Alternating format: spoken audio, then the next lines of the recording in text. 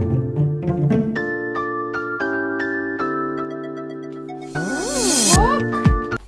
Ang buhok, ang daming buhok. Grabe ang buhok ko. So anyway, loves, it's me, Clany, and welcome to our...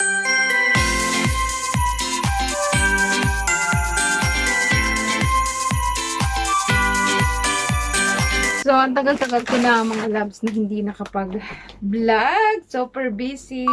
Tinatamad na mga loves. So, this time is, ang tagal ko nang hindi nakapag-vlog o nakapag-haul ng mga grocery ng aking mga alaga. So, today's vlog is mag-haul tayo ng mga pagkain ng aking fur babies. Ano nga ba yung mga kinakain nila this month. So, nung mga nagbago na ako ng pagkain nila, the more na tumatanda sila is nagbabago na yung kanilang panglasa. So, nagtatry ako ng mga iba't ibang pagkain. So, Paalala lang, mga labs, dapat alam nyo kung ano yung pagkain ng una ng mga pusa nyo o ng alaga nyo, kailangan nyo siyang i-mix ng a couple of days para naman hindi ma-shock yung stomach nila, especially sa mga sensitive na tiyan ng mga pusa natin or aso. So, yun nga kasi may mga pusa o may mga animals na talagang sensitive yung mga stomach nila na pag kumain sila ng hindi usually nila kinakain is nagtatais sila or minsan is nag-throw up sila o hindi nila yung kinakain. So, the more kailangan, yung pinakang kailangan yung gawin is actually yun yung na-advise namin bilang isang sales ng mga pet food na at base na rin sa aming experience o sa aking experience. kailangan muna nilang i-mix yung whatever the old food and the new one kung gusto nilang baguhin yung pagkain nila. So, usually kasi, mga labs, kung ikaw ay may alagang pusa, aso, is kailangan mo talagang maglaan ng budget. So, this video, magkano, o ano-ano nga bang mga kinakain nila in a week or in a month, at kung magkano yung mga gastos nyo. So, kayo na lang ang magkwenta mga labs. Sasabihin ko yung price nito. Kayo na lang ang magkwenta kung magkano itong aking budget na ito or I mean na napamili ito. So, unahin na natin ngayon ang actually, ino ko sila yung bali, yung mga pagkain nila cat and kitten na origin dati. So, binago ko sila na Aplos na brand. Ayan. So, Aplos na brand. And, na-try na nila ang chicken with salmon. Chicken with salmon ang una, pero kinain naman nila. So, out of stock na yung store namin. Kaya ito, itatry ko nang ulit sa kanila. Yung salmon, ocean fish with salmon. So, ito, nagkakahalaga ito mga labs na 5 KD, 500 ang 2 kg. So, ayan. Ito actually is, o siguro mga 5 weeks nilang nakukonsume ko sa dalawa kong pusa. Istorbo ako. Ayan o. Kasama ko siya mag-haul at napakabait kong si Puranggi. Also, ayan. I-mix ko siya kasi puro fish yun. Puro fish yung salmon. I mean yung Aplos. Wala na yung haul natin. Nagulo na. Sa inyo. Ita-try ko tong Purina na to. Yung kaya siya Purina na chicken. Ayan. Meron tayong treats. Ayan. Actually, na-try na nila to. Nagustuhan nila tong treats na to. So, ayan. Yung treats na yan, yung Gym Cat na Nutri Packet. May catnip kasi siya. Kaya siya gustong-gusto ng mga pusa. Ayan. Treats nila yan kapag dumarating ako. Kapag ayan, binibigay ko yan ang treats. Okay. So, ayan o. Gustong-gusto nila yan. So, bali magkano yung Gym Cat is 750. Tapos ito, sticks na yan na Gym Cat din. Chicken. Gustong-gusto nila yan. Bumili ako ng so, 500 fills each. And, so actually, hindi ito kasya sa isang buwan. Itong mga treats at saka yung mga wet food. But yung dry food is sa isang buwan kasya na yan. So, tatry ko rin to. Gusto naman, na-try ko na to actually nung isang araw. Ayan, bumili ako bali 4 to. Try ko na yung isa. Gugustuhan naman nila, naubos nila. Ito si Sophie kasi, medyo pihika na ngayon. Kaya, nagtatry ako ng iba't ibang mga brand and varieties. So, ayan. Each is 250 fills. 4 siya. And then, so, meron na nga pala akong ibon. Hindi ko pa nabablog na naman. Yung ibon ko is, meron akong badges. So, bumili rin ako ng isang packet nito. Pero, ito, siguro 2 months. O 2 months na makukonsume ng isang badges ay yung ganito. Ayan. So, may bago akong alaga is badges bird.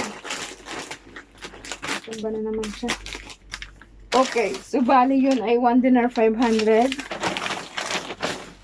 Ang nagpamahal kasi sa pinamili ko ngayon kasi ito yung bagong ko ngayon na pinamili is yung bagong pinamili ko na hindi ko pa natatry ever sa kanila, lalo na si Sophie is 3 years na 3 years na siguro sa akin. Ayan.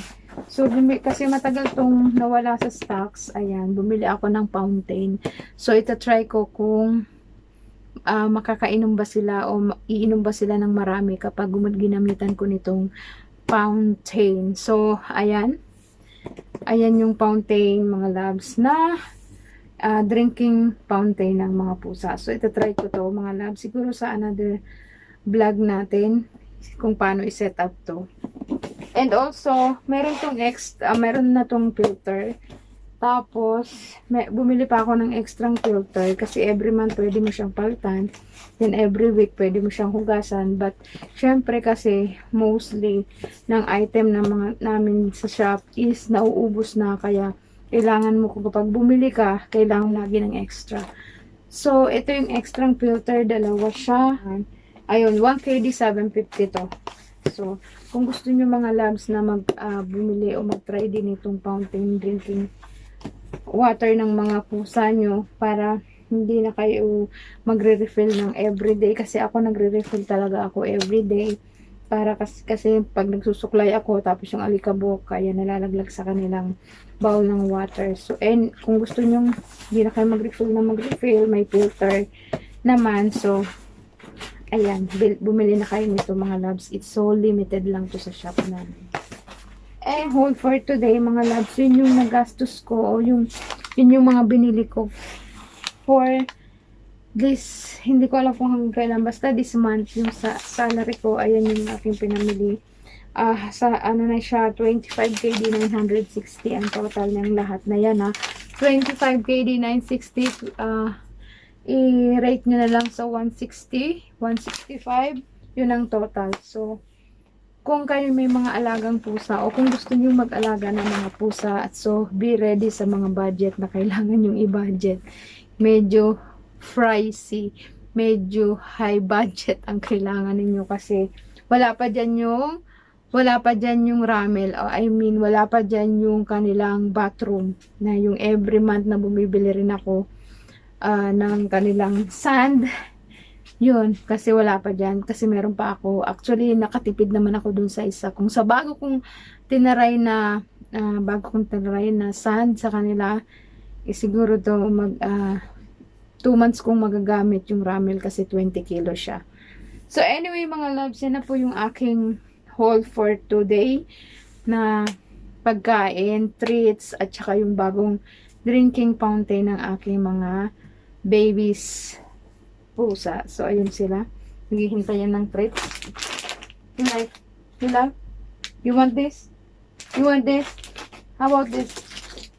Okay, anyway mga loves, ilalagay ko na dun sa storage ko yung pagkain nila and titingnan natin kung magugustuhan nila yung dry food. I-mix ko with that farina.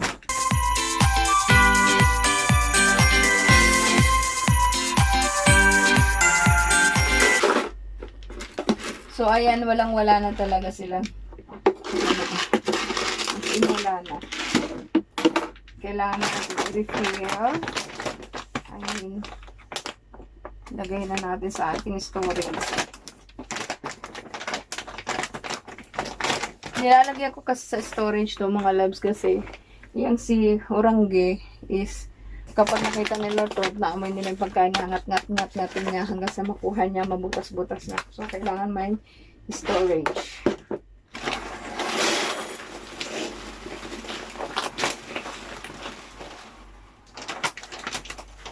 Sophie.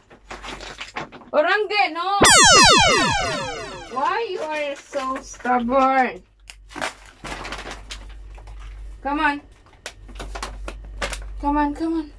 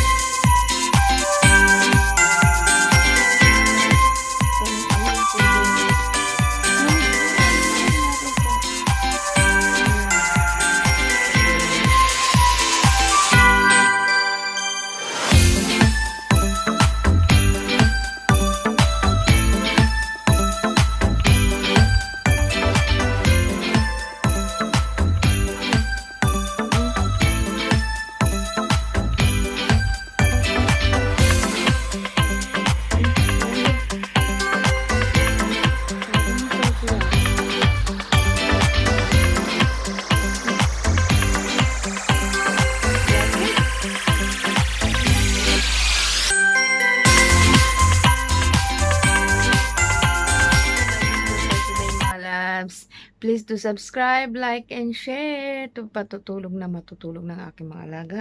At ang aking si Sophie is still beside me. Ayan. So, thank you. God bless mga loves. Kung mag-aalaga ka ng iyong mga pets, siguraduhin may budget ka. So, bye. But you and I were meant for this.